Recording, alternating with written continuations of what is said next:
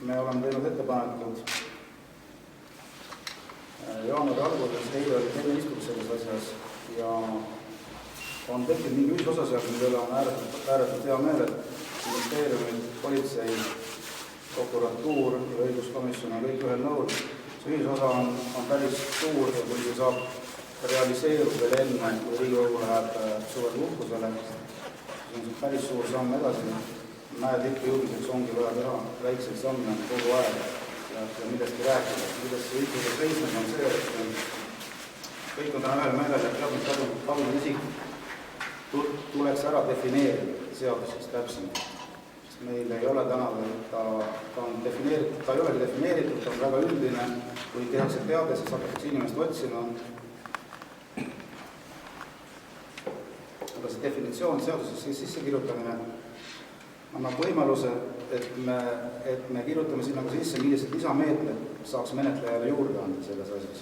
Millest me täna räägime on see, et menetlejatel ei ole ressurssi ja menetlejatel ei ole kõiki tööriistu käes. Teadmata kadunud inimese algustoimikus teha kõiki toiminguid, mis oleks vaja.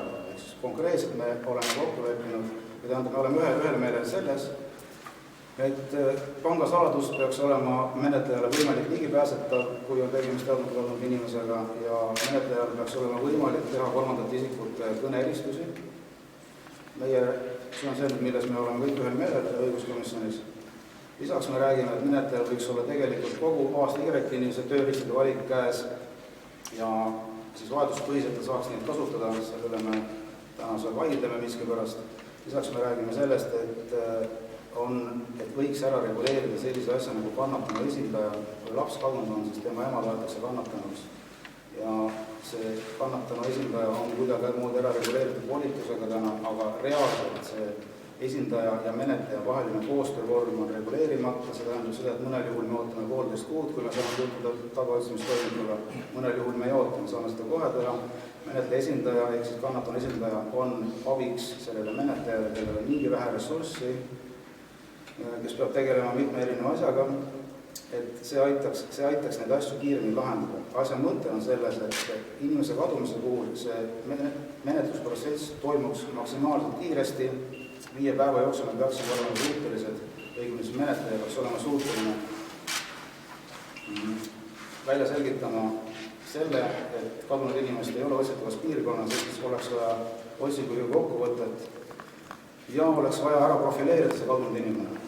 Lisaks nendele toimingutele, mida ta praegu teeb, kui me jõuame selle vastuvõtmiseni, et saab ka pangasaladusele ligi ja saab teha kolmandate isikute kõneeristusi, siis see informatsioon, mis koguneb 5. päevaks, on veel täpsem.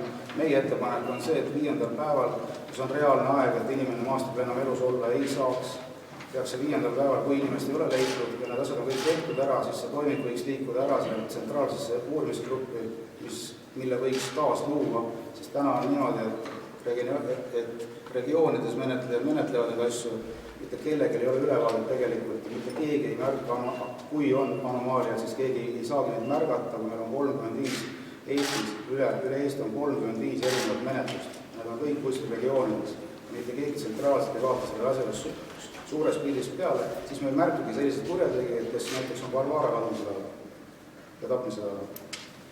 Need on ettepanekud, osas on nad nõus, osas mitte, aga see on väga hea.